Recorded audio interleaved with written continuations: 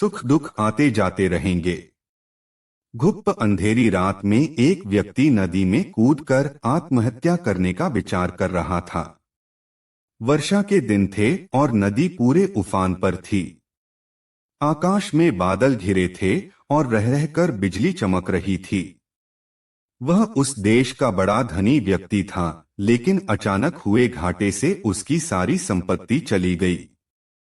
उसके भाग्य का सूरज डूब गया था। चारों ओर निराशा ही निराशा। भविष्य नजर नहीं आ रहा था।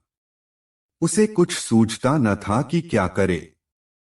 उसने स्वयं को समाप्त करने का विचार कर लिया था।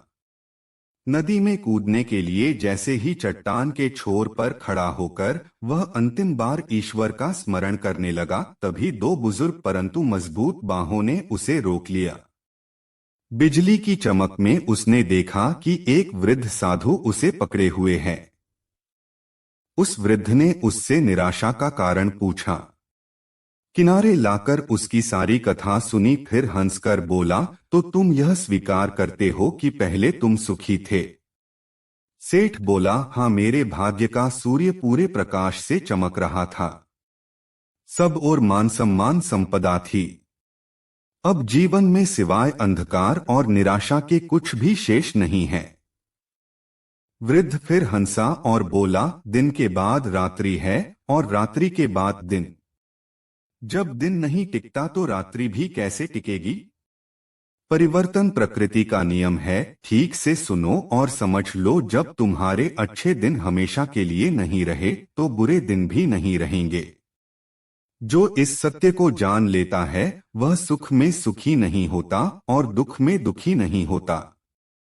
उसका जीवन उस अडिग चट्टान की भांति हो जाता है जो वर्षा और धूप में समान ही बनी रहती है। सुख और दुख को जो संभाव से ले, समझ लो कि उसने स्वयं को जान लिया। सुख दुख तो आते जाते रहते हैं। यही प्रकृति की गति है। ईश्वर का इंसाफ। जो न आता है और न जाता है वह है स्वयं का अस्तित्व। इस अस्तित्व में ठहर जाना ही समत्व है।